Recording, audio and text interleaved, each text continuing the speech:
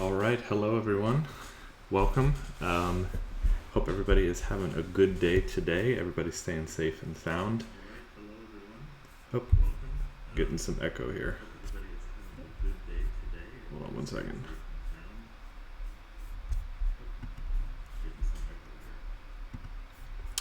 Yeah, that's what happens when you have the stream going the same time that you are streaming in a browser. So don't do that.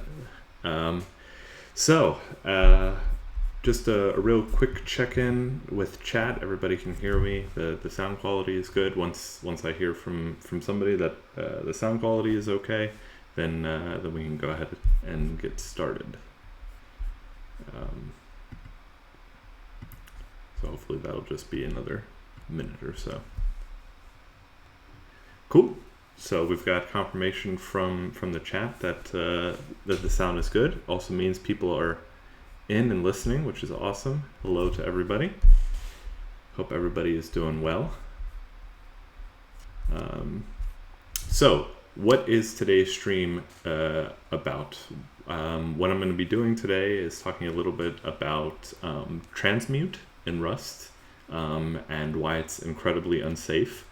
And then give kind of a little insight into some work that I've been doing along with several other people on trying to make Transmute in Rust actually safe, because it is possible for us to make Transmute completely safe in Rust. We just need more tools in the language to make that happen. So I'm gonna pop over here to the browser real quick. To talk about what Transmute is, for those that aren't familiar. Here is the function stud mem transmute from the Rust standard library. And basically what it is, as you can see, it's marked unsafe. It reinterprets the bits of a value of one type as another type. And so in effect, really what it is doesn't really do very much other than reinterpret bytes in memory as from one type as another type. So let's say down here, for instance, you have this function. This is kind of a rather convoluted example here, but you have a function here, and then you want to treat that function as a pointer instead. You can use stud mem transmute to do that. But it doesn't have to be a function. It can be anything. If you have some type foo and you want to treat it as type bar, and really do nothing other than just say, hey, no, that memory that you are calling foo, really treat it as a bar instead, but don't copy bytes, don't do any checks, don't do anything like that. This is what you would use for that. And even in the documentation, it explicitly says that Transmute is incredibly, and that's bolded, incredibly unsafe. There's a vast number of ways to cause undefined behavior with this function, and Transmute should be your last resort, which actually is quite true. Transmute really is something that you shouldn't rely on. There are plenty of other ways to accomplish things without using Transmute. One way, for instance, that they have under alternatives is using pointer casting instead. So let's say you have an I32 or a reference to an I32. You could use Transmute to say, no, I want to treat that as a usize instead. But then you could rather cast it. So say this reference to an I32, I want to cast it, or pointer cast it to a pointer of an I32, and then cast that pointer to a usize. And this is completely safe. There's nothing wrong with this, and this will work out just fine. So you could use Transmute to do this, but instead you should use this instead. And I'll paste this into the chat real quick. I think everybody should take a look at it if you haven't looked at it before. There's plenty of things where you could use Transmute, but you probably shouldn't. But on the other hand, there are times where Transmute really is quite handy. And this mostly happens in really kind of high performance or situations where you need high performance, or you really don't want to do anything more than you absolutely have to. And so that's in kind of high performance parsing. And you may find this in kind of like really like high performance network stacks, or in operating systems, or real like highly tuned parsers of some sort. This is where you might find the need for Transmute. And that's actually kind of where I got started with this. For those that don't know, I work at Microsoft, and we've been experimenting with Rust on various teams. And that includes teams that need kind of like every last bit of performance that they can get, because anything that they do will just bubble up to the rest of the stack. And so, in Azure, on Windows or whatever, if you have some code running, if you don't get the absolute amount of performance from it, then the customer that's running their workload on top of that is going to suffer. And so really that's kind of where we're quite cognizant of the performance penalties that we're going to pay when not using things like Transmute. And so that led me, along with Josh Triplett here, to kind of formulate a pre-RFC around Transmute. And we were not the first to do this, so I'll talk about previous attempts at this. It turns out it's a very hard problem.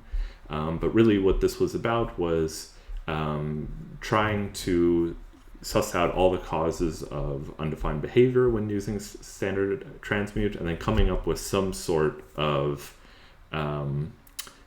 alternative or a suggestion for addition to the standard library to mark up types so that you could do Transmute or some Transmute-like behavior in a way that works quite well and works 100% safely.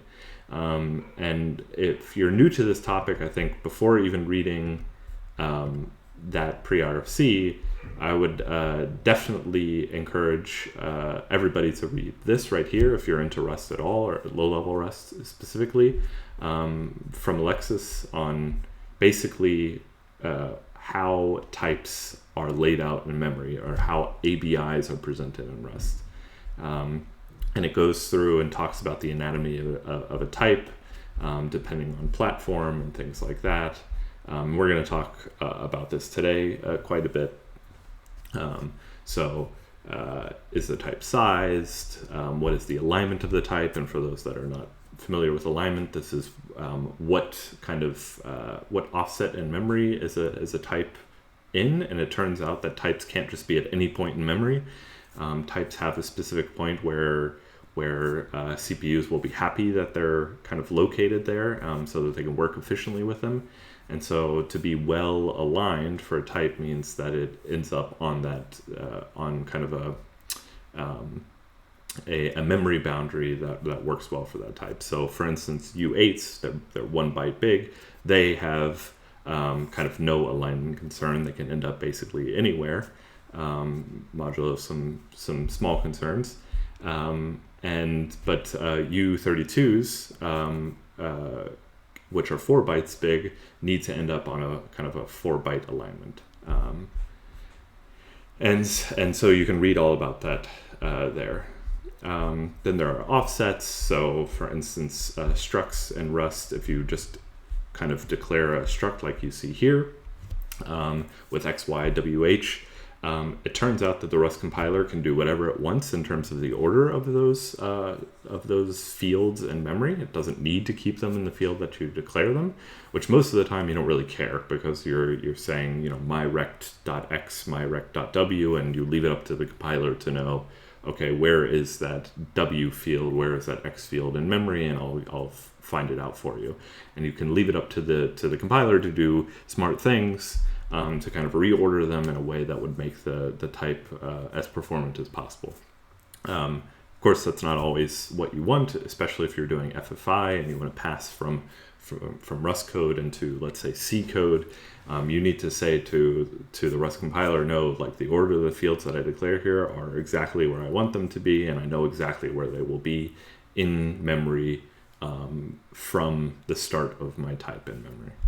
So you can read a bunch about that here. This is why we have repr-C and all the different representation annotations in Rust, to basically say, No, don't do your fancy optimizations, Rust. Please treat this as if it were a C struct, and I want the X field to come before the Y field, before the Z field. Then there's this kind of gets into layout as well.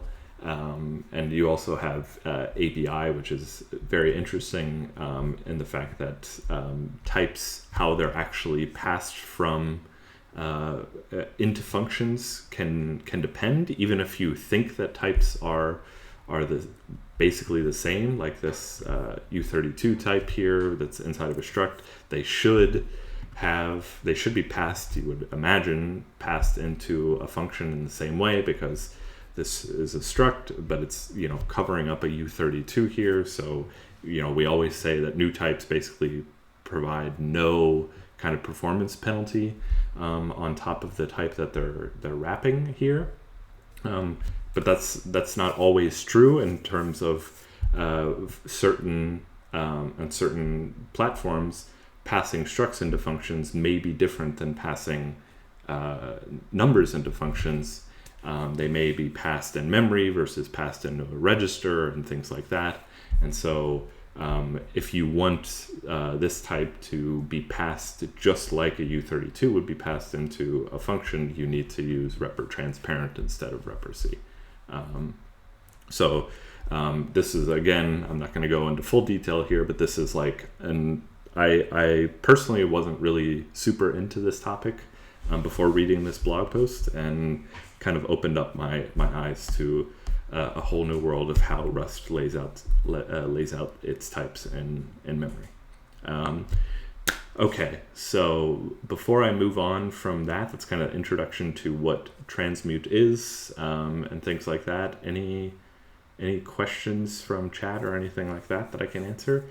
Otherwise, we're going to move on to some crates that have kind of attempted to address these problems a bit.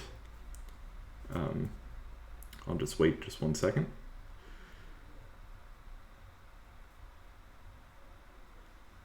All right. Haven't seen any questions from chat yet. Chat, feel free to just put in any questions that you have whenever you have them. And I'd be happy to answer them as we go along. Okay, so what are some crates that have attempted to address this? We have one crate in particular, zero copy, that has done quite a bit in this direction. And what zero copy tries to do is effectively enable transmute in a way that you can guarantee that your type will be safely transmuted. And let's see what it provides there. So it provides, what's interesting about this crate is that it goes through a byte intermediary, basically. So instead of trying to establish in the type system that type T and type U can be kind of viewed as one another, that they can be thought of as one and the same in memory, what this crate tries to do is go through and establish a byte intermediary and say, okay, this type can turn itself into bytes, and this other type can come from bytes. And so you see from bytes and as bytes here. And so what that allows you to do is say type T, I'm going to convert that into bytes. And so you really just get a slice. You can see that here, down here as bytes. You just get a slice of bytes, and this is really just the raw memory that this type occupies in memory. And then from bytes over here goes ahead and where is it? I think there's just a from, yeah. So what from bytes does then is takes those bytes and converts it into that type. And so what that allows you to do is say, if you have a type T, it knows how to become bytes, and then you have a type U, and it knows how to turn itself, or like instantiate itself from bytes, then you can just go through that byte intermediary. And so zero copy is really great and allows you to get a lot of stuff done through this. And in particular, what's awesome is that it provides these derive macros that allow you to annotate your type and say, well, can you figure out if it's safe for me to implement from bytes for my type? And so it kind of inspects the type and makes sure that all of these, concerns that we're talking about in here are met. And we'll talk a little bit about some of those hopefully today, specifically. Another one that works in a similar-ish way is ByteMuck here. And what ByteMuck allows you to do is cast between types. And you can see that what cast is it takes A, which is a pod, what stands for plain old data type, and B, which is also a pod, and can switch back and forth. And basically what pod is a combination of from bytes and as bytes together. So pods can turn themselves into bytes, and pods can be instantiated from bytes, and so it's really just a combination of the two. There are times, though, where types will be one or the other. So there are some types that can turn themselves into bytes in kind of a completely safe and completely non-undefined behavior way. But they are not the other way around. They cannot be instantiated from bytes safely, or vice versa. And so ByteMuck is a little bit less flexible, but because of that, perhaps more simple. All right, and then the last one that we're going to talk about today is Typic, which I think the kind of the author of Zero Copy is helping also with this Typic crate as well, and so this is perhaps kind of an evolution of Zero Copy at some point. And what Typic really does is try to using kind of clever macros, tries to take the layout that a type has and represent it in the type system. And so if we can represent the type's layout in the type system, then we can use type magic basically to figure out are two types kind of equal to each other, or can one type be represented as another type, and we can figure that out all through the type system. And so this is, I would say, the most complicated of all of the various crates that we've looked at here, but it's also ultimately the most powerful. So it allows you to go through and really see if two types can be kind of treated as one another. It doesn't have to necessarily go through this bytes intermediary, which for reasons that maybe we will see today can lead to possible performance hits if the compiler isn't clever enough to kind of see through everything. So all right, that was the crates that we're going to be talking about for today. Any questions on those, please let me know. I think there's a question in chat. Is Transmute something that the Rust compiler uses to transform one type to another? Well, the Rust compiler doesn't necessarily need to use Transmute, because really what Transmute is at runtime saying this type over here, it's bytes. I want you to just pretend that it's this type over here instead.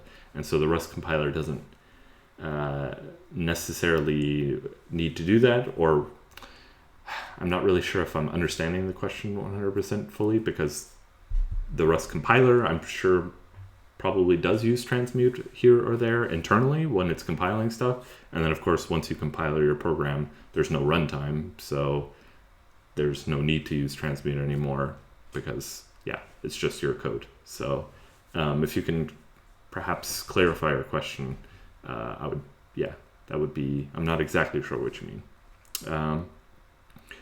Cool. So we basically are, after this pre-RFC here, we started up kind of a small working group, and got some of the people who are working on these crates to meet together. And what we decided to do was create this repo here on GitHub called memmarkers. and it's very empty. It has nothing in it, and that's what why we're here today. We are going to fill it up, and basically what memmarkers is really trying to break down this problem into the smallest pieces that we possibly can. And what we want to do is come up with marker traits that basically mark types in a way that gives us any information that is useful for understanding its layout up to a reasonable point. And so we have a bunch of issues. But by the way, for those that don't know what marker traits are, they're simply just traits that don't have any functionality associated with them. Like send or sync are examples of marker traits. And all that they do is basically tell the type system or tell the programmer this trait has a certain property about it. It doesn't have any functionality associated with it per se, but if it is send, for instance, we know we can send it across threads, even though there's nothing really there's no functionality associated with that fact. And so we want to come up with different marker traits to kind of tell the type system and tell programmers about types. And so it looks like we have a question in chat. Would transmute be unsafe? Yes. Perhaps you weren't here when we started. Let me go back here to the docs. Transmute is incredibly unsafe. Not only unsafe, but incredibly unsafe. This document, the docs here basically tell you how to avoid using transmute at all costs. And so I would urge you out there, if you come across a point where you think, maybe I could use transmute for this, do not do it unless you really know what you're doing. And then even then, you probably shouldn't do it. There is very subtle ways that transmute can go wrong. And you have to be very careful about it. Cool. Yes, and as Yash was saying in the chat, while transmute std mem transmute is unsafe, the whole point of what we're doing today is basically coming up with a way of trying to add kind of knowledge into the type system so that we can come up with some version of transmute that would be 100% safe. Because as it turns out, most of the time, all of the information that you need to know in order to determine whether transmute is safe or not is knowable at compile time. There are some things that are sometimes runtime properties that you might need to check, but for a large part, a lot of this stuff that you need to check to make sure that transmuting from T to U is indeed safe are knowable at compile time. And what that means is if we can provide enough of that information to the type system so that we can constrain this transmute function enough, then we could indeed actually come up with a transmute function that is 100% safe to use. And in fact, after today, if we were, I don't think we'll be able to get it done because we only really have 30 minutes left.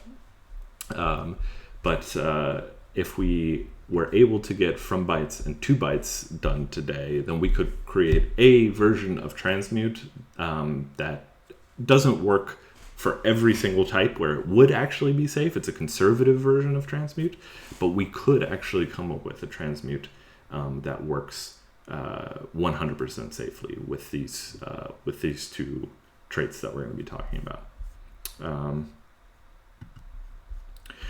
So another question. So use case of transmute would be something like reflect and goal. So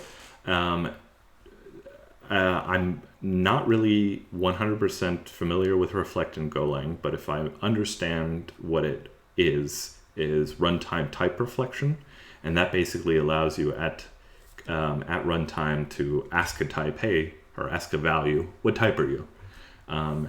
And languages like Rust generally tend to have type erasure. What that means is after compile time, after the program is compiled, all the type information is just thrown away. So when you have a string, for instance, in your program in memory, there's nothing about it really that says that it's a string. After you've compiled it, we just forget it's a string. We've done all the checks and stuff like that, and the program itself doesn't really know that it's a string. Whereas in languages that support runtime reflection, like Java or presumably Go, there's something on that type at runtime that basically indicates that it's a string. And so you can ask it, hey, are you a string? And it says, hey, look, this is my type ID or whatever. And you can say, oh, is that the type ID for a string? And if it is, then you know it's a string. That's awesome. That allows for really cool stuff. Unfortunately, that adds a little bit of extra overhead because you have to basically carry around this type information all the time at runtime. Transmute is not that. What transmute really is let's say you have some struct in memory, and it's 5 bytes long, and this other struct over here that you have a definition for a struct, u over here, and it happens to also be 5 bytes long, and you want to say, hey, those 5 bytes over here, my program was up until now treating it as if it was a U or a type T, but I want to instead treat it as a type U instead. And again, this determination all happens at compile time, so there's nothing at runtime that checks and says, oh, is it actually a T or is it actually a U? That's all done at compile time. Cool, another question, maybe getting ahead of what you're planning to discuss today, but mostly curious about conversions from U8 to my type. Yes. So Yash is asking a question about basically transmuting slices of bytes into types. And this is super exciting for things like deserialization, where you can basically say, hey, these bytes that you've passed in, don't copy them anywhere or anything like that. I'm just going to look into this buffer, and up until now I've been treating them as just raw bytes or whatever, but this subsection here I want to treat as if it's a type T instead. This is not how serialization works now. If you use something like Serde or something like that, generally what it does, when you deserialize, you reach into your buffer, you copy those bytes out, you do a whole bunch of runtime checks to make sure that everything fits correctly, and then you copy those bytes into your type and basically instantiate your type by copying those bytes into it. And Yash correctly kind of points out, if we had something like a safe transmute, then we could safely say, don't copy those bytes in, and really just look at the buffer and pretend that it's a type T or whatever. And that's really exciting because that means that the extremely fast serialization that we have in Rust could be even faster. We could have completely safe deserialization in Rust and serialization in Rust that is still completely 100% memory safe, but even faster than it is today because we wouldn't even need to copy bytes from our buffer onto the stack or anything like that. Cool. So we're going to be talking about from bytes and to bytes, and these two traits are meant basically to mimic what zero copy has. What I think they're called from bytes and as bytes. We can byte shed the name here. I think I even changed it to as bytes inside of the issue, so we can decide as a group which one we like better.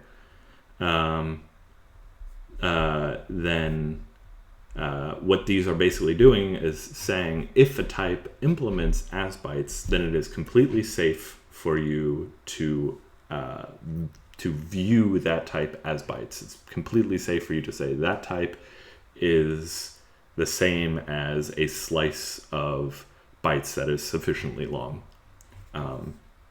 And from bytes is the opposite. It says that it is completely safe for you to take some bytes and just treat them as if they were another type. There was a comment down here that's always kind of hairy with alignment. Yeah, so back to the Serde thing. Yes, of course, alignment is probably the number one thing that is. There are some times where you can guarantee at runtime, at compile time, that types are properly aligned, and then you can do the same kind of non-runtime checking, casting between things or transmuting between things. But sometimes it's not really possible without runtime checks to know if things are properly aligned. And so really alignment is the number one thing where it's not, sometimes we'll know, sometimes we won't know, and there's going to be a need at some point to figure out how can we determine if a type is aligned, or if we even know it's aligned or not, or if we need to do a runtime check. So this is something that we're eventually going to need to think about. So going back to examples of as bytes and from bytes. So bool implements as bytes because it's always fine to take a boolean and treat it as a byte. Because a bool, as you know, if you look it up in Rust, guarantees that a bool, if it's false, it's 0, and if it's true, it's 1, I believe. So it's always fine to treat a bool as a byte. There's never going to be a chance where that will not be correct. But it's not okay to treat any byte as a boolean. And why is that? Because a bool must always be 0 or 1. And so if you have a byte that's 24 and you try to treat it as a bool, you have undefined behavior. It is not well defined what happens if you treat 24 as a boolean. Things might work, things might not work. What will happen? Who knows? You know, maybe your toaster blows up. You don't know. And so that's exactly what we're trying to guard against here. We want to basically say that bool implements as bytes because we can turn a bool into a byte, but it does not implement from bytes because we cannot treat any byte, any random byte, as a bool. Does that make sense to everybody? And there was a comment in here. I wonder if something like try from bytes would make sense. Yeah, there's that's another possibility. If you read the proposal here, in the internals one, we come up with I think there's from any bytes, which is like, this is what we're calling here now from bytes. From any bytes really is this, it must be guaranteed to always work. And then from bytes down below returns a result here. So yeah, there is a possibility where we could have some kind of runtime checking or something like that and say, well, if we can convert these bytes into this type if by doing some runtime checking, that this byte is not, if it's not 0 or 1, return an error, otherwise return back the bool or whatever. So that's definitely possible, but not something that we'll get into today, I don't think. Yes, so padding is another hairy topic to talk about. So when you have, is this large enough, by the way? I hope that I'll bump it up there for you. This struct here is a tuple struct, and it has a U8 and a U16 in it. And so what's interesting about how this is laid out in memory is that it's not simply just 3 bytes long, 1 byte for the U8 and 2 bytes for the U16 smashed together. There is actually a hidden byte between the U8 and the U16 called a padding byte that basically ensures that the second U16 there is properly aligned. And we've talked about aligned before, where types need to be on an alignment boundary. And it happens that U16s, because they're 2 bytes large, need to be aligned every 2 bytes. So can you have a U16 at memory address 0? Yes, you can. Can you have, modulo all security concerns and stuff like that? But, it's well aligned to be at address 0. It's well aligned to be at address 2, 4, 6, 8, all the way up, but it's not well aligned at 1, 3, all the odd numbers. It needs to be aligned at every 2 bytes. And so what this means is that there is some byte in between this U8 and this U16 that is, we have no idea what value it is. We don't know what it is. We don't know, it could be anything. And so it's completely fine to implement from bytes for this, because we could take, any slice of 4 bytes and, okay, the padding byte will be whatever we set it to, but that doesn't matter. It doesn't matter what it is. And we will go ahead and read it out from that. But we cannot implement as bytes because we are not allowed to view padding bytes because it's not guaranteed what kind of value we will get. We'll get some random value, and Rust doesn't work well. Only random value should only come from, really random things. And so it's not well defined to view padding bytes. And so with that, we're not allowed to implement as bytes for any type that has padding, and this type implement has padding in it. Any more questions about that? I think we will probably get into some coding, although it's not going to be very exciting coding, but we will get into some coding now. Any questions? Any more questions? Cool. I have here the mem markers repo, and what we're going to be doing is implementing these traits here. There was discussion below inside of this issue about whether from bytes and 2 bytes are really kind of the lowest level thing that we want, or if there's some kind of lower level thing that we would want instead. And it was mentioned, for instance, that fixed layout is another trait that we could implement. And what fixed layout means is if a type implements fixed layout, its layout and memory is kind of well defined. And so this means for any kind of rep-C type or something like that, where all the fields are also rep-C, this is fine. But if you have some types that are not rep-C, or if the type itself is not rep-C, like it's just a normal Rust struct, then it doesn't have a fixed layout. And if it doesn't have a fixed layout, then we're out of luck. We can only transmute between things that have a fixed layout because we need to be sure ahead of time exactly how that type looks in memory. There was a question about Indianness. So I believe, so for those that don't know, Indianness is basically how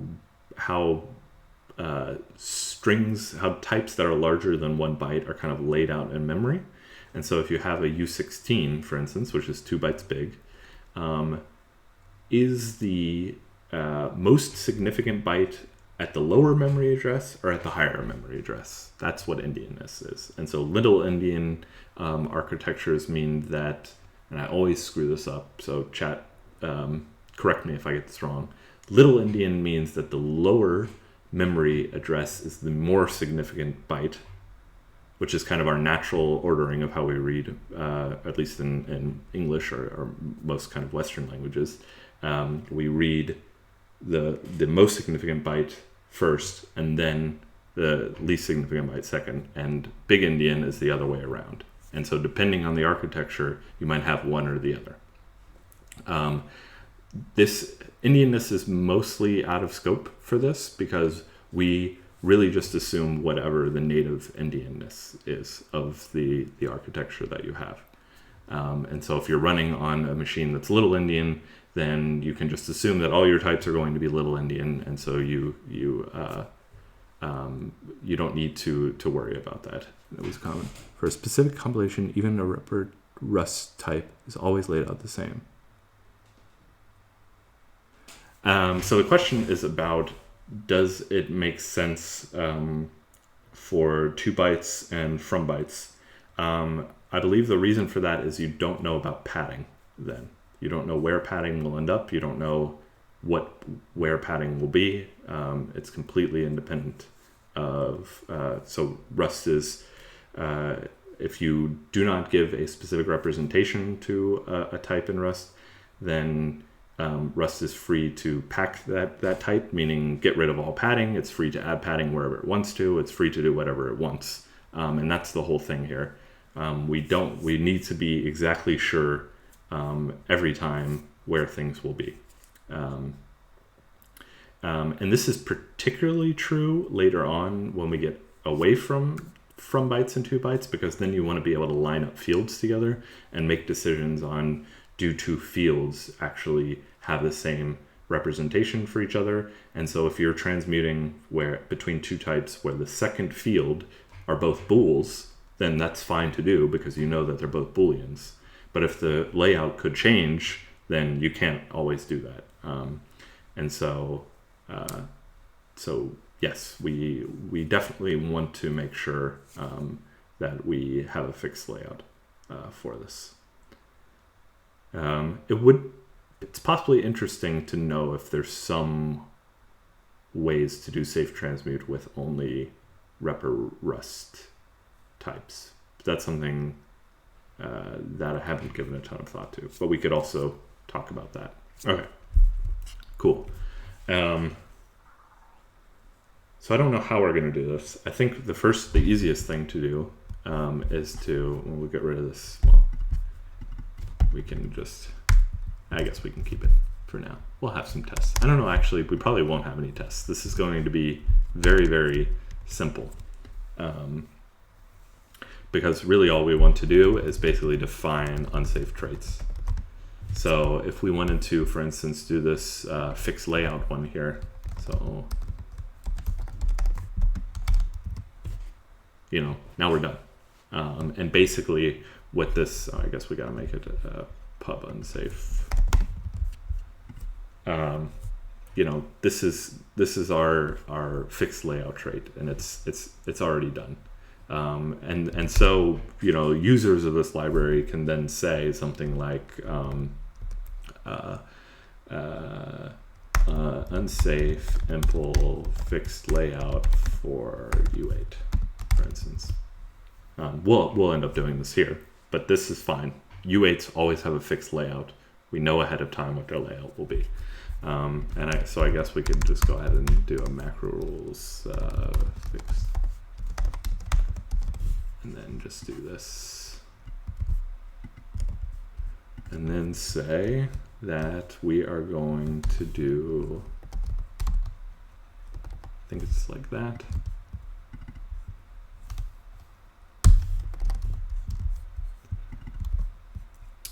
And so we can just go ahead and copy this here and just do, and we could do, I guess, somebody's gonna have to help me out with this syntax here because I always get this wrong. Something like that. And then we can do it like this. Does that even work? Did I guess that right? No, I definitely didn't. S in front. Yes. Here. And then it's still repeating. Oh, in front of here? Okay. That's better. Yeah, cool. Okay. And then must be, is it like this? Yeah. This seems to work. So now we can just go ahead and do, all of our basic types or whatever. So U64, U128, I8, I64, U32, I32, sorry, I64, and I.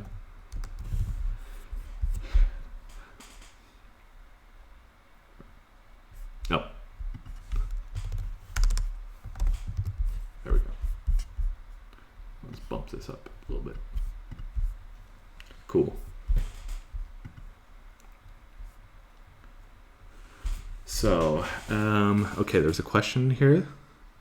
This topic is a bit over my head. First of all, if it's over your head, that's my fault. It's really, actually, at the end of the day, not that complicated. It is a little bit complicated when you're not used to thinking about it, so I completely understand not grasping it at first.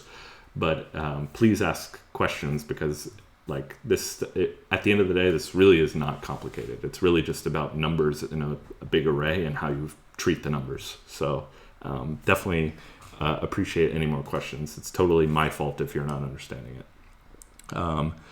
But do I have the right assumption that the big potential asserted transmute is that you could just transmute directly instead of normal overhead of dealing with parsing? Yeah, so that is correct. So the question is, the potential with Serre and transmute is that you can just transmute directly. So basically look at a buffer. When you're parsing something, you pass in a buffer of some sort, and then you try and interpret that buffer. And what Serday normally does is reach in and kind of grab bytes as it needs it and says, oh, this byte's good here, and this one's good here, and stuff like that. And it copies onto the stack basically as it needs it, wherever it needs it. And what this would do is just look up at the buffer and say, okay, this section right here, we're going to treat this as this type. And really, there's basically, with alignment concerns aside, there's really nothing happens. That's really just kind of a made up thing. So the computer, it's just numbers at the end of the day, right? And so when we have a type, the computer doesn't know that, this section of memory is a foobar or whatever. It doesn't care. It just sees numbers. And it's really just our programs that deal with it. And so the program normally is like copying bytes down. And why is it doing that? Because it doesn't know that it can just treat this section of memory directly as that type. And everything will work out fine. But what we're trying to do here is say, no, like literally just that section of memory up there, it's totally fine. Just like pretend that it's, a foo, and it's going to work out. And normally that's completely dangerous because a lot of times you can't treat it as a foo. But what we're trying to do here is basically prove to our program that that's safe to do. I have no idea what I'm seeing. Started with Rust a couple of weeks ago. Exposure helps. That's true. This, if you're new to Rust, is definitely a very, very deep topic. You can get away with programming Rust your entire life and never really have to worry about this. So yeah, this is definitely more for you want to understand how Rust works kind of under the hood and stuff like that. So if you're new, I don't think this will scar you or anything like that, but just realize that, a lot of this is kind of topics that you don't need to know about necessarily. But this stuff is actually kind of, at the end of the day, how computers work-ish, at least in some part, or at least how we think of how they work. And so maybe that's interesting. I don't know. It is to me. So cool. We can continue filling out this, and I'm sure we will at some point, because these are not the only types that have fixed layout. But I think what we want to do, and I don't know how we're going to do it, but what we want to do is we basically want to have this. We want to have derive fixed layout struct foo like this. And really this should, let's do U8 120, sorry. Foo is a U8 and bar is a, so we want this to work and we want it to not compile because foo doesn't have a fixed layout, because it's not, repr-C, it's repr-Rust. It's kind of the default representation, which means the Rust compiler can lay it out in memory however it wants to. And then, if we go ahead and add repr-C here, like this, then it should compile fine and do the implementation that we see up here. Because then we know, yes, it does have a fixed layout. This initially seems like it is as easy as just looking to see if the thing has repr-C on it. And if it does, we're good to go. The problem with that is that there are a whole bunch of cases where you can just put repr-C and it's kind of a lie. So I can do this, and this is not fixed layout, because the first field is a vec of U8s, and the layout of vec itself is not a fixed layout. And so we need some sort of type checking to basically fail us when foo is not, when the field's type itself is not fixed layout. I'm not sure the best way to do that. I'm kind of new to this kind of type checking. Like the thing about Rust macros, which Derive is one of them here, is that they really only work on syntax. You have no access to the type system at all. And that's unfortunate, because it would be great if we could just query and say, hey, type system, is the vec of U8 also fixed layout? If it is, like, we'll keep going. But we can't do that. Like, we don't have access to that information, unfortunately. So we need to come up with some other way where we can confirm that these fields are also themselves fixed layouts.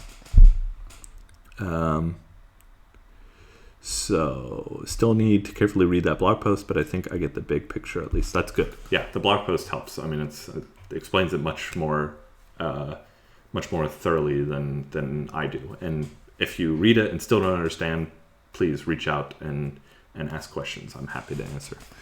What if fixed layout is an auto trait and you have an impl repr C fixed layout for T? Yeah, but the whole thing is you can't do T. So the question was, can you just say, do a kind of a blanket implementation saying impl for any type T that is repr C, fixed layout for T. But in essence, that's what repr C is not a trait. Repr C is just an annotation. So what we're trying to do is turn repr C into a trait. We could, in fact, start by saying, okay, instead of fixed layout, we're going to create a trait called repr C instead, and then that would work. But we have to start somewhere, and repr C is not a trait at all. Yeah, so blog post that person was referring to is this one here, and I'll paste it here. So it's fixed layout if it's repr C and all fields are fixed layout. Is that correct? I believe so. I believe that that's correct. Yes. If anybody thinks that that's not correct, then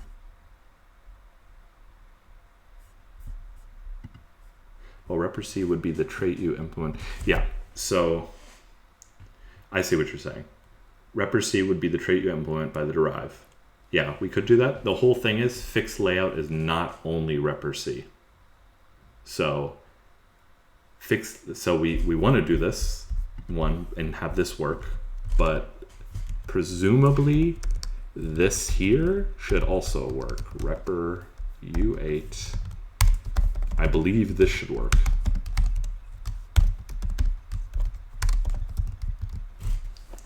That also has a fixed layout, and it's not repr C. It's an enum whose representation is a U8. So our Derive fixed layout is going to have to be more clever than that. Okay, enough talking. You know what? If we don't get it to work, we don't get it to work, but we can at least try.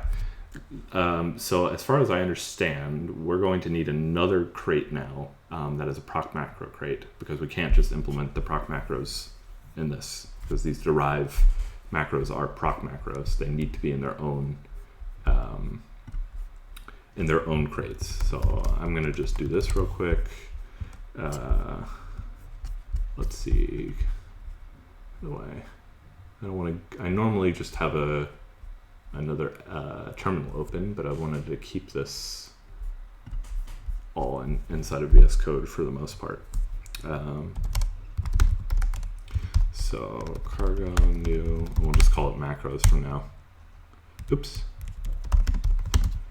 We don't want it to be a binary, we want it to be a lib. Okay. Great. And here we need to say, I think it's like proc macro. I had this open over here because I always forget the syntax. Lib proc macro equals true.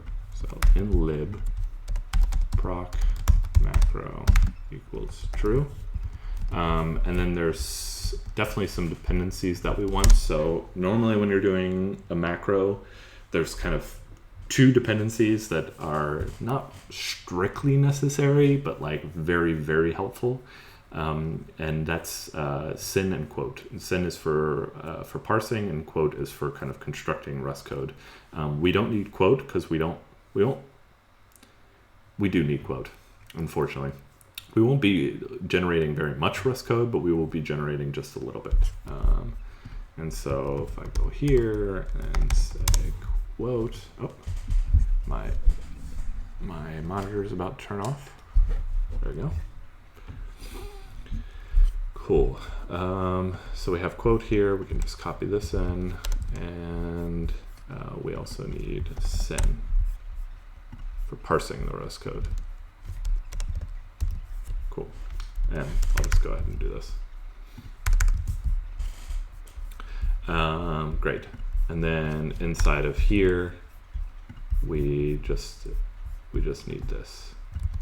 And it used to be that you needed extern crate proc macro. I believe you don't need that anymore as of the last version of the compiler.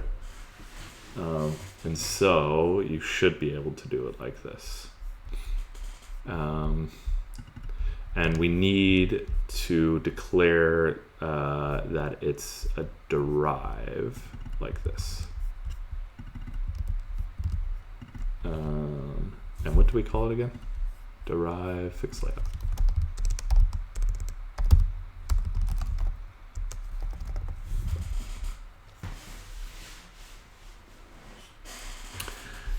I need a thumbs up emoji in my VS Code. Yes. Yes, you do. It's awesome. Yes, the VS Code plugin for getting this emoji here is the like better cargo or something. Where is it?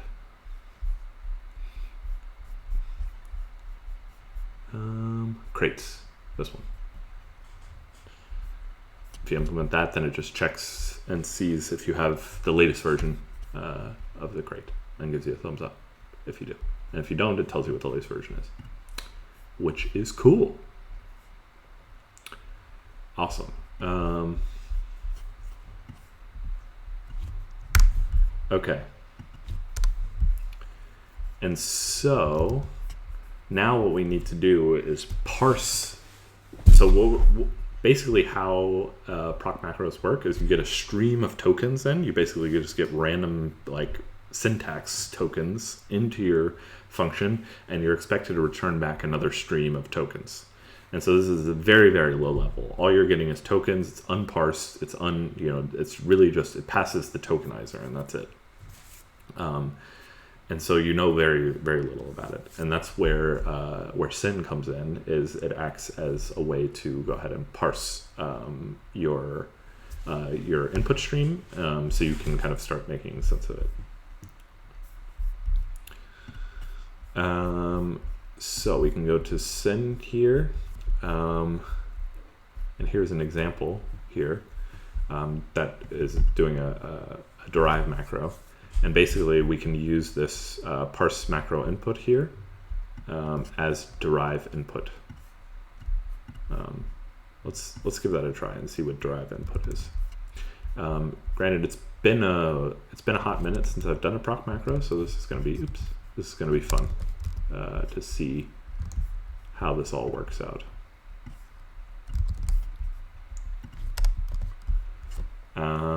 Cool. So this is our input. This needs to be item. And we're not getting syntax highlighting, which means that probably something is horribly wrong, but we'll see in a minute. And then I'm going to ignore the input for now, just to get things going. And we're going to do quote now. Use quote quote. And what quote gives you is a macro itself, which allows you to just write Rust code that you can interpolate stuff into. But we won't interpolate anything into it right now. So we'll just say unsafe impl fixed layout for U8. And hopefully, if we get this hooked up into our library here, then we can see this. I usually need to restart Rust Analyzer after. I've not had. So Chad is saying I need to restart Rust Analyzer after putting new crates in cargo.toml. I've not experienced that issue, but that is possible that I'm running into that now. So this works, and then, oops.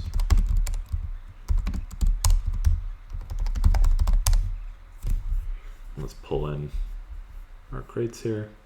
Oh, I think I know what it is. It's because here we need workspace. So right now it just thinks that crates folder is just junk, doesn't have anything in it. So we need to tell it, oh, that's some Rust code that you should look at. I think I can do this.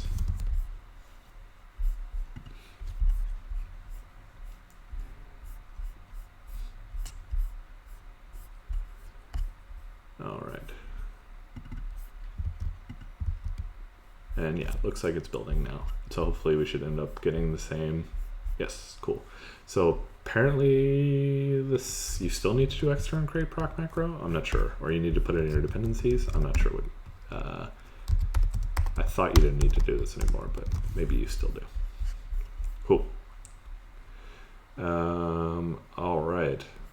And then here we have a problem that quote returns proc macro 2 token streams. I believe the reason that proc macro 2 exists is because proc macro itself is built into the compiler, super conservative about what it exposes. And so proc macro 2 is basically just like a wrapper around it that like makes it usable. And so we need to actually add that as a dependency as well. Proc macro 2 1.0. What is that? It doesn't know what proc macro 2 is. Is it like this? It is. I like that because it tells me like, nah. Cool. And so then I think what we can do is just do into. And then we'll turn our proc macro 2 token stream into the regular token stream or not. Well, we might have to do this weird thing. Yes? Yes. Okay, that works. Cool. So, awesome. We have it working now. Obviously, this is not very useful, where basically anytime that you write, you know, a derive fixed layout on a type of yours, you're going to end up with fixed layout for U8. So you're just going to end up with errors because it's like it's already implemented for U8 and stuff like that. So that's not what we want.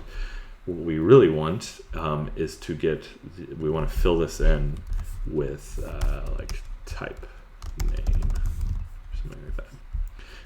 And so this is the syntax that you use basically to interpolate into your Rust code. And so you could fill it in with whatever you want. And so we need to basically take from this derive input the name that we have, and we're not gonna do any type checking, or we're not gonna do any checking right now. We're just gonna get it working where we like parse out the name and like put it on to the thing. And so we need to look at this oops, don't care about if it's passing, docs.rs, and we can look at derive input.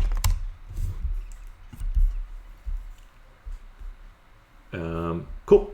And so the derive input thing here that we've parsed gives us a lot of nice stuff. It gives us attributes, it gives us visibility, it gives us an ident, that's very important, it gives us generics, and it gives us data, which I guess is the stuff inside of the struct or the enum. And so we care about this ident here. So we should be able to just say let type name equals input dot ident. And that should work. Great. So now what we've done is we've parsed our input as this derive input. And this is what makes send very useful, because doing that by hand is actually quite a lot of code. The nice thing about that is that that gives us structured data here, and one of those structured things is ident, which is the name of the struct that we kind of attach this derive to. And so we can just go ahead and do that. So in effect, we're done now. It works, except that it's completely broken in the fact that the type that we're dealing with here may or may not actually be fixed layout. And so I think the first thing that we want to do is check to see if our type is actually rep-RC or not. And let's see if we can figure out how to do that. I would imagine it's in adders here. Yeah. Oh, perfect. So it even says like an attribute like rep transparent, which we should be able to see is rep-RC. And so we should first do a check and say,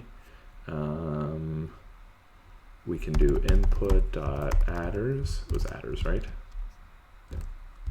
Dot iter dot any. So I think what we want to do is look at attribute and see if there's any one, and then we need to figure out how we can see. So outer attributes are like rep or transparent. So that's good. We don't care about any of this other stuff. Tell us what adders are. So we get the pound token.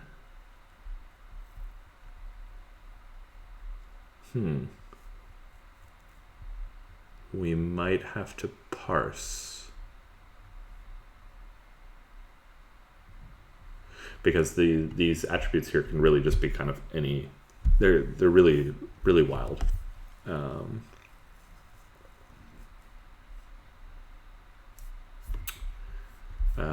Oh, there was a comment in the chat that we don't need the dependency on proc macro 2 because we're using N2 here, which is true. We don't need. We'll get rid of that for now. But now we know that it exists, and 1.0 is fine. Cool. I hope I didn't get rid of quote, did I? Yeah, cool. Okay. Let's see here. Parses the content of their attribute consisting of the path and tokens as a meta. What is a meta?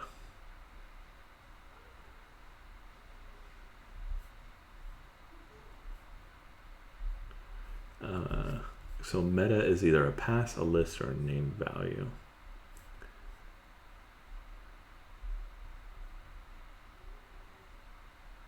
Okay.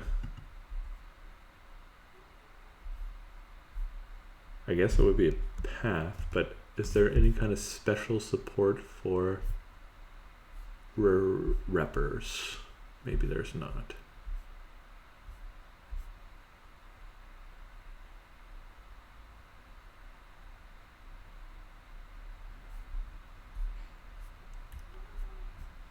Yeah, it does seem like parse by list is what we want.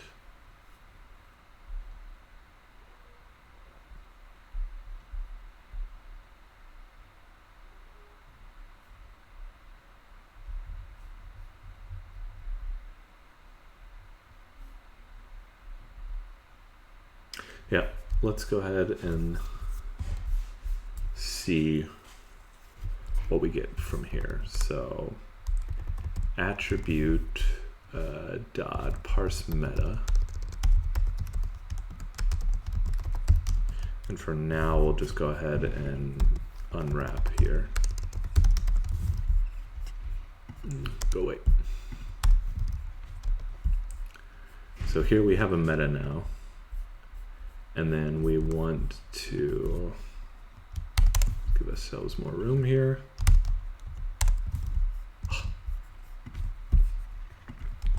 So let meta equals this,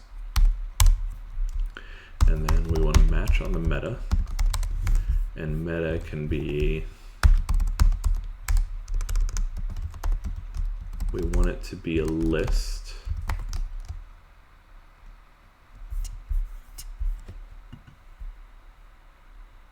Oh, that's true. Parse args. Although we want to check that the path is repr, right? Or at least I believe so. There's probably ways that we can improve this, but it will.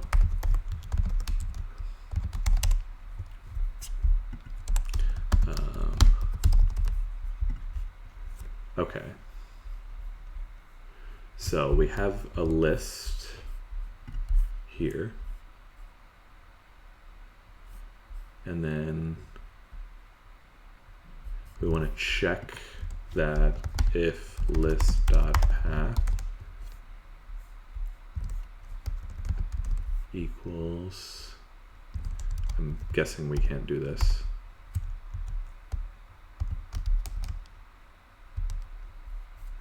Or we can do this.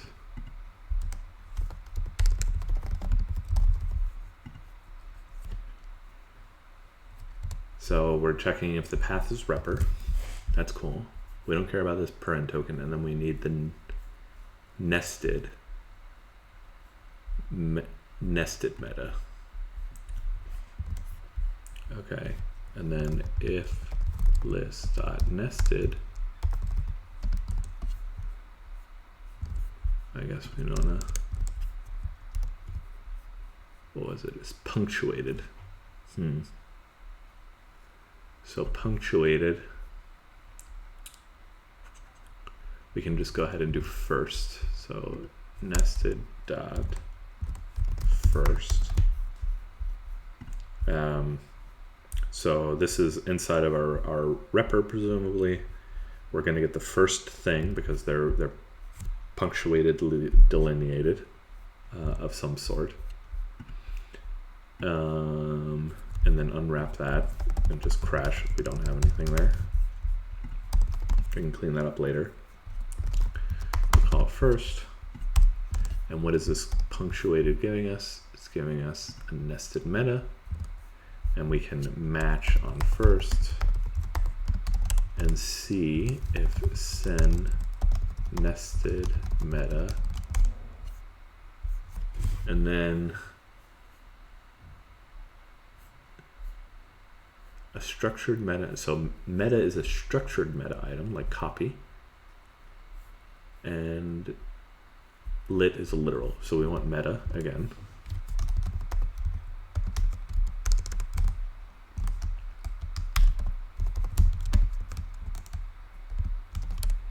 And otherwise here, and so this is very ugly, apologize, but that's kind of the way the cookie crumbles. Why not a literal? So the question is, why not a literal? So let's do this. Let's call this Derive fixed layout.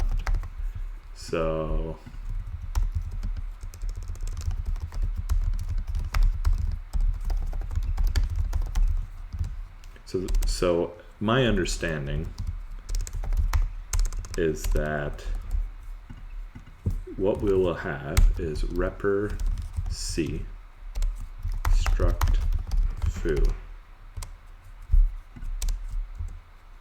bar like this.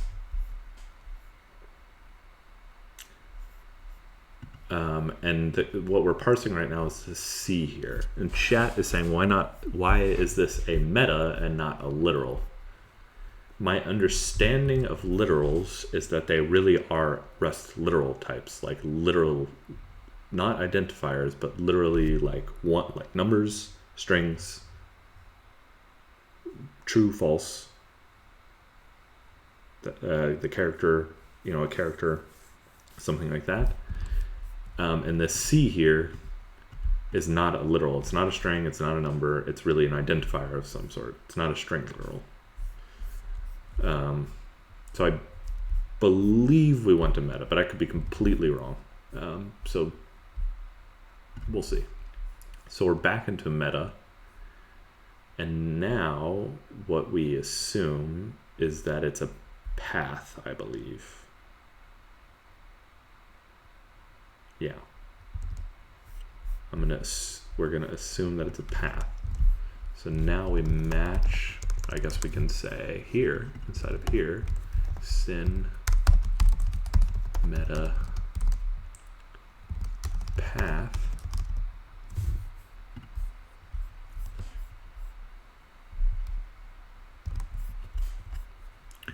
and then we need to just see if this path is equal to, I think this had an equal,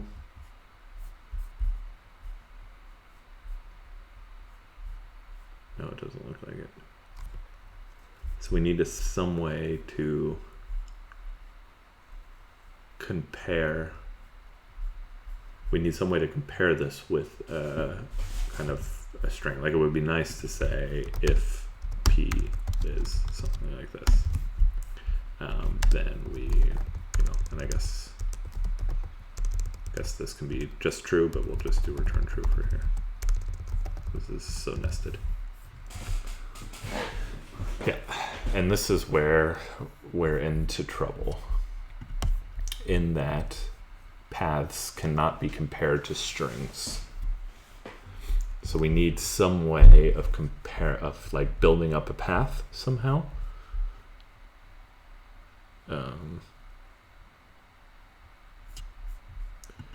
And chat is saying there is an is-ident here, where we pass in an ident. An ident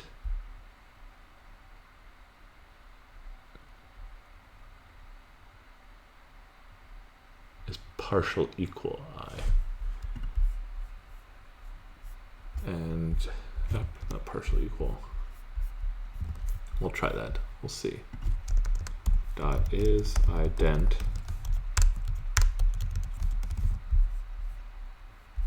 Hey, it seems it might work. So apparently what this does is this can kind of convert, or this compares this thing to an identifier that is then compared to the path.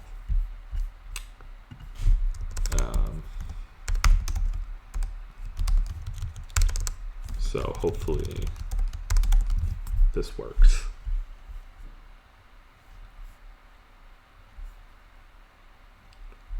Cool.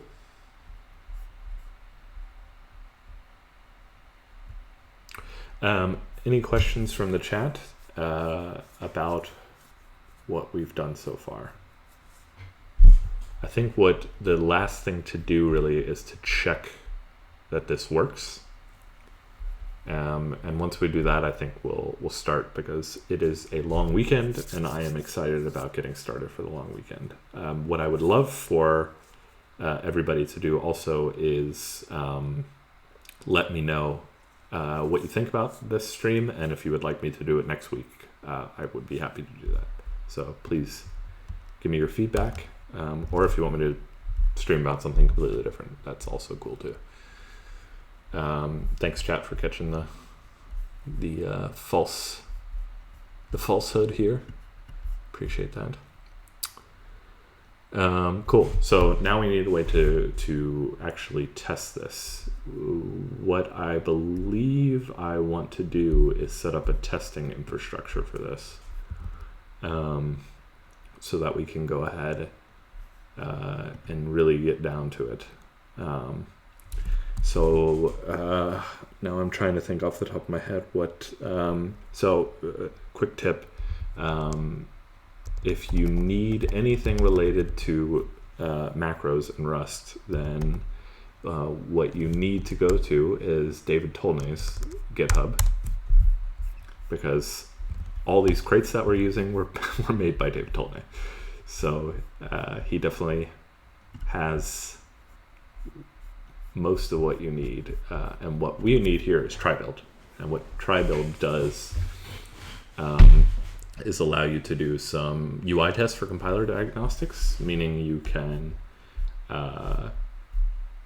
basically see how your code compiles and what errors it gives when it doesn't compile correctly, and then it allows you to say, okay, I want it to look exactly like this, and then test to make sure that the error that you get is really what you mean it to look like.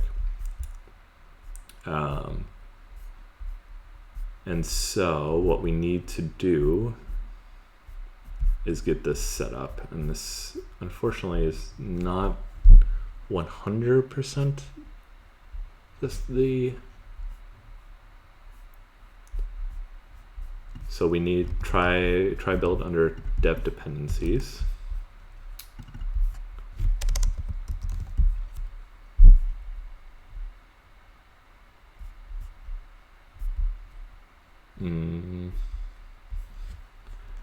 And then I think what we can do here is a new folder called tests,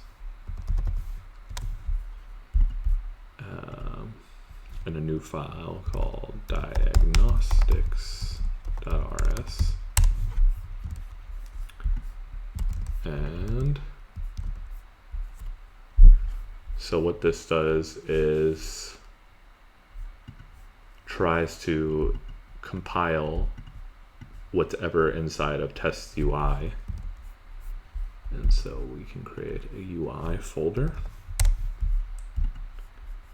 and a new file called, for now, example.rs. And what we will do is do derive, I've already forgotten the name of our thing, derive fixed layout. Yeah, thank you. Struct foo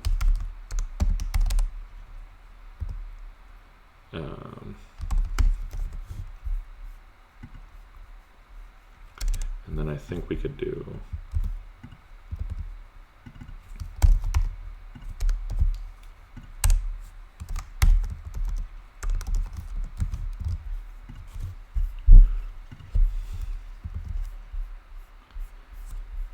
and let's see if this works at all. Probably not.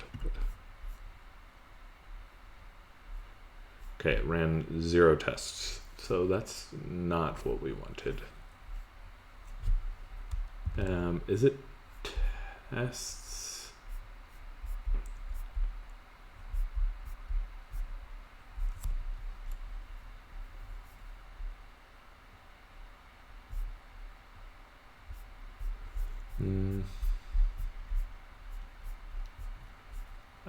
I think if we go to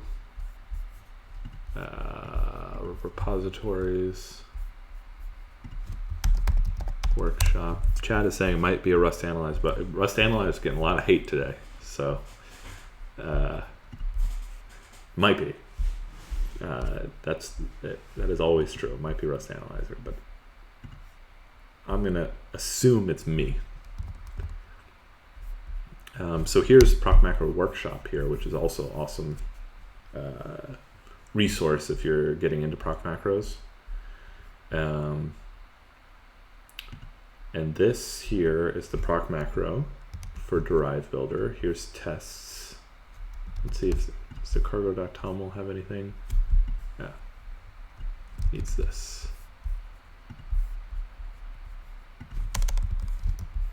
And we called it diagnostics.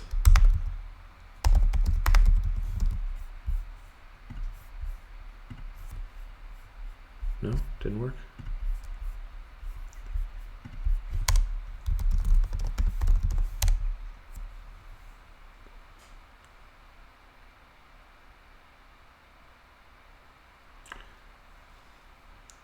Let's see, running cargo test ourselves works, and then it is a Rust Analyzer bug.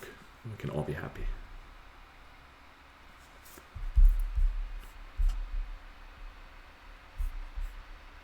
Try build is building, that's a good sign.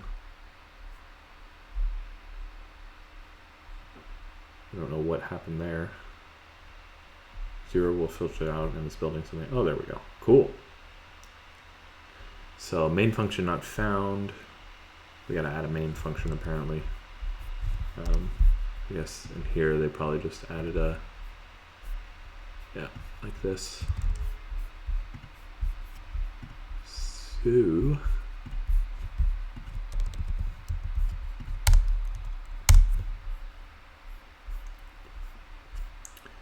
So now with that main function, hopefully it will run, and then we will see.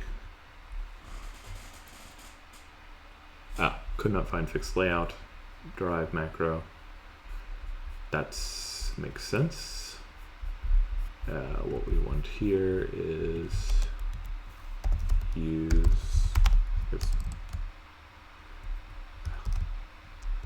not exactly, is it fixed layout? Is that how we have to do it?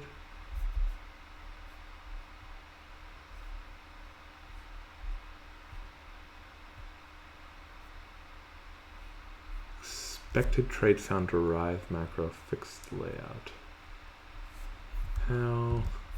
Now I'm confused how this works. Here's builder.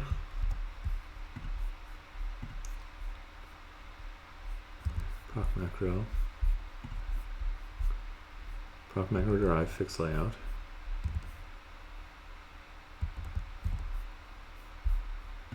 And Derive. That's right.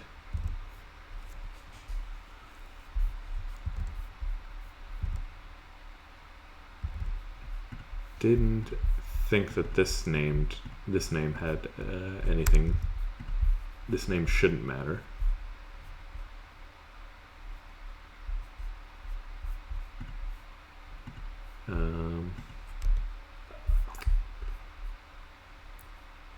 And do we need then here in depth dependencies, what do we call this? Marker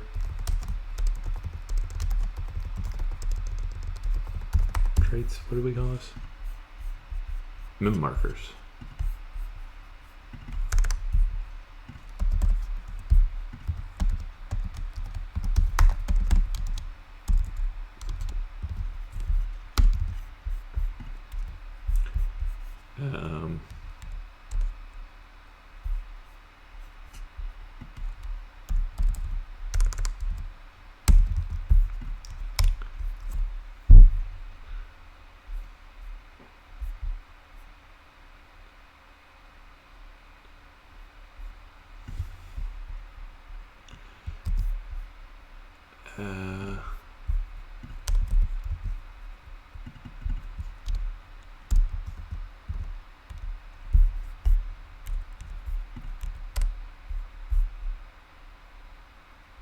Yeah, so how do we, that's what I'm confused about, is how we line up the proc macro Derive here.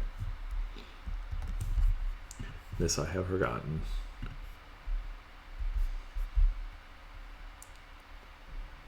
Use Derive builder.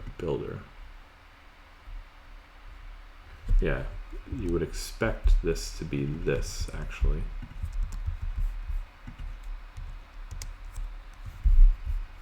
But it doesn't seem to be.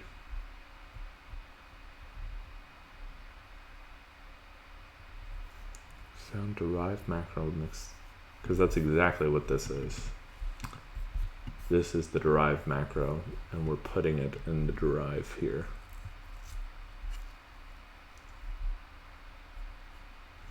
But it doesn't seem to like that, and says that it expects to find a trait there.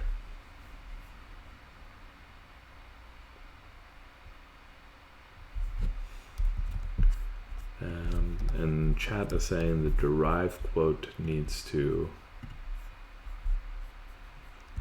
shouldn't necessarily, because I mean this should work here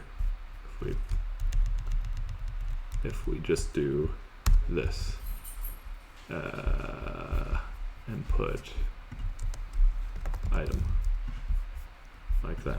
That should work.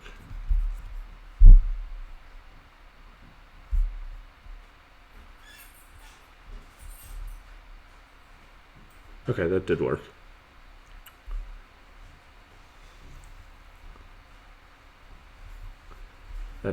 That did work. So it went through the proper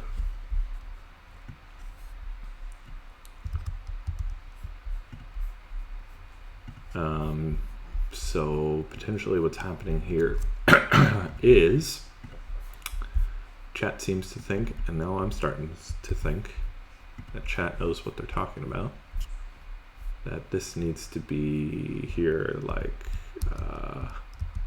what is it? It's min markers.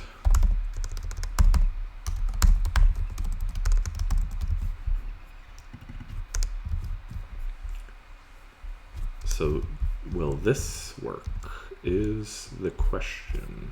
How do I get back my terminal? Cargo run test.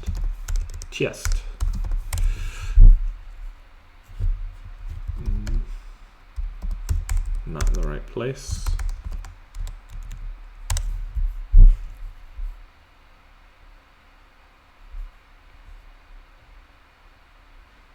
Ah, that's awesome.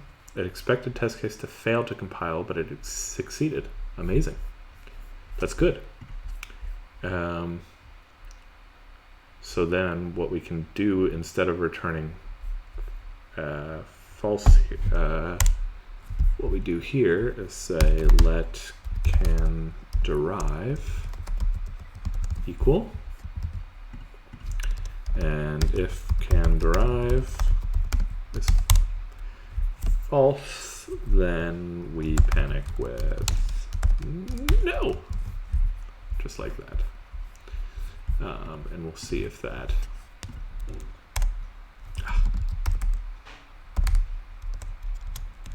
see if that helps. Cool. So on line 4, it does. If we just the sanity check real quick. Yeah. So this succeeds because repr C worked, but this right here panics with a big no. I think that that's a fantastic place to stop because I'm hungry. So we'll stop there. It's been a good hour and a half long stream. Seems like we had some people who enjoyed it. So I will be picking this up again next week, probably on Tuesday. So stay on the lookout for that. You can follow me on the Twitters if you want to. That's my Twitch. So here's my Twitch. And Twitter is Ryan_Levick. You can follow me there. And this has been great. Any last questions? Then if not, I will see y'all next week. Don't hesitate to reach out on social media. I'd be happy to answer any questions there. And oh, hey Brian, good to see you. And I hope that y'all have a good weekend if it's a long one for you, and if it's not, I hope you enjoy your Friday and your Monday as well, and stay safe and stay healthy. Thank you very much.